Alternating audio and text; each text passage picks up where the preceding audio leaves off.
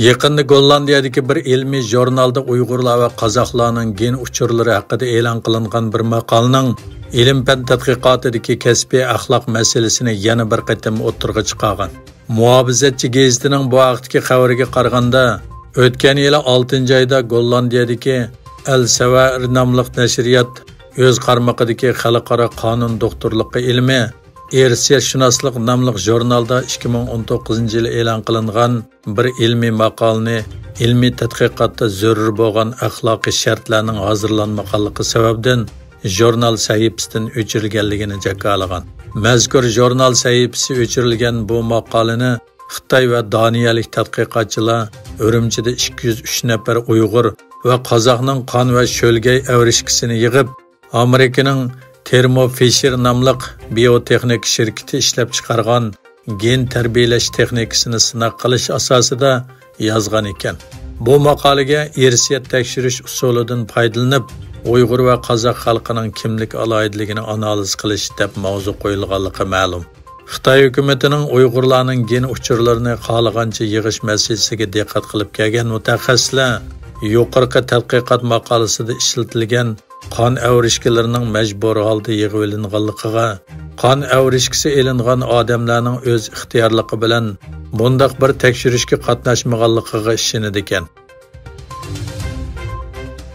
Dünya Uyg'ur qurultiyi 4-yanvar bayonot e'lon qilib, Islom hamkorlik tashkilotining bosh kotibi Husayn Ibrohimning Uyg'ur Abtonom rayonlik partiyasining doimiy hay'at a'zosi Elzat Ahmadjonning kutib olganligi va Islom hamkorlik tashkiloti bilan Xitoyning hamkorligini kuchaytirishni muzokara qilganligini qattiq tanqid qilgan.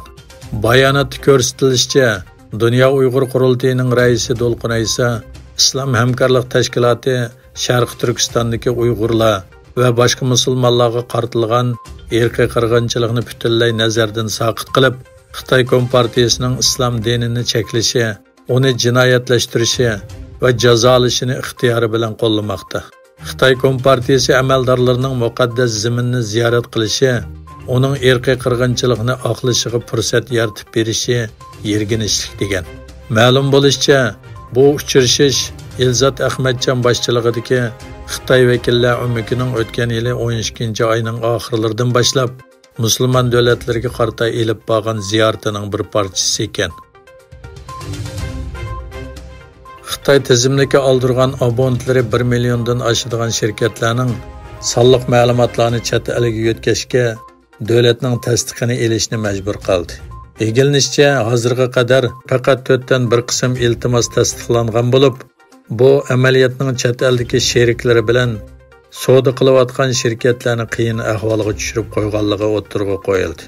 Xitoyning to'r bexatarligini boshqarish idorasi davlatning to'r qo'llanishchan programmalarini kontrol qiladigan organ bo'lib, garchi qonunda 57 xizmat kuni ichida tasdiqlash talab qilingan bo'lsa-mu, minglagan yerlik va xalqaro shirkatlarning sonliq ma'lumot yo'llash iltimosini vaqtincha to'xtatgan.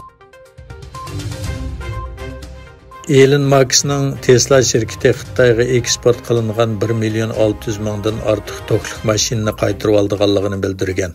Egilishicha, bu mashinalarda avtomatik haydash iqtidori qo'zg'atilganda, shoferlar birlashma haydash iqtidorini qalaymaqon ishlatib, hodis xavfini oshirib etishi mumkin ekan.